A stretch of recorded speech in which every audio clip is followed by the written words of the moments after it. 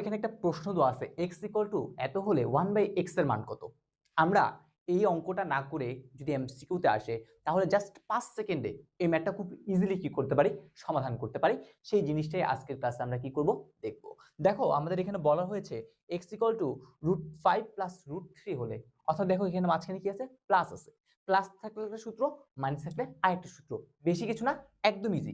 দেখো আমাদের এটাকে যদি আমরা এভাবে লিখি x ইকুয়াল টু, সাপোজ এটাকে আমরা বললাম হচ্ছে এরকম দেওয়া আছে √m প্লাস হচ্ছে কত ভাইয়া, √n, এই জিনিসটা দেওয়া আছে।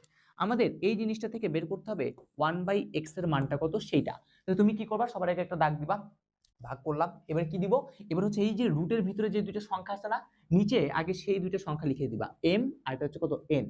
আর সব সময় এদের মাঝখানে কি বসবে ভাইয়া, এদের মাঝখানে একটা মাইনাস বসবে। আর উপরে কি, উপরে হচ্ছে যদি এখানে প্লাস থাকে তাহলে তুমি কি করবা, এই জিনিসটা পুরোটা দিয়ে জাস্ট এদের মাঝখানে কি দিয়ে দিবা, মাইনাস দিয়ে দিবা, তাহলে কাজ শেষ।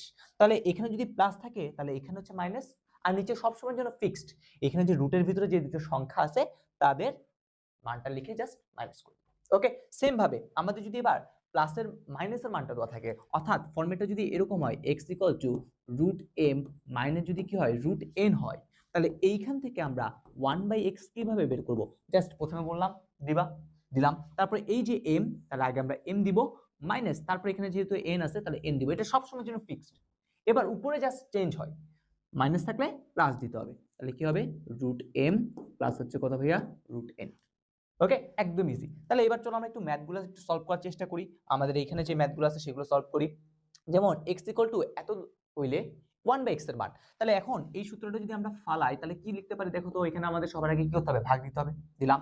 আমি বলছিলাম প্রথমে 5, তাহলে 5 দিব, মাইনাস কত 3, আর উপরে কি প্লাস থাকলে মাইনাস দিতে হয়, তাহলে √5 মাইনাস হইতেছে কত ভাইয়া, √3। অর্থাৎ 5 থেকে যদি 2 যায়, 3 চলে যায় তাহলে কত হবে 2, তাহলে 2 ইনটু কত, এই √5 মাইনাস হচ্ছে কত ভাইয়া, √3।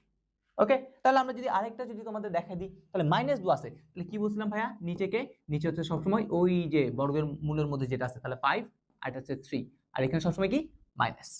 মাইনাস থাকলে উপরে কি দিতে বলছি, মাইনাস থাকলে দিতে বলছি হচ্ছে প্লাস, তাহলে দিয়ে দাও প্লাস। তাহলে আলটিমেটলি এটা কত দাঁড়াচ্ছে, এটা দাঁড়াচ্ছে হচ্ছে হাফ ইনটু কত, √5 প্লাস হচ্ছে কত ভাইয়া, প্লাস হচ্ছে আমাদের যে √3টা আছে সেই √3। ওকে, সো আশা করি এই শর্ট টেকনিকটা আমরা বুঝতে পারছি। তাহলে এই শর্ট টেকনিকটা যদি বুঝতে পারো তাহলে তোমরা একটু কমেন্ট সেকশনে এইটার মানটা কি হবে সেটা হচ্ছে তোমরা একটু আমাকে কমেন্ট সেকশনে কমেন্ট করে জানিয়ে দাও।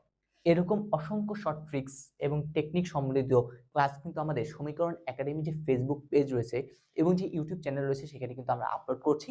তোমরা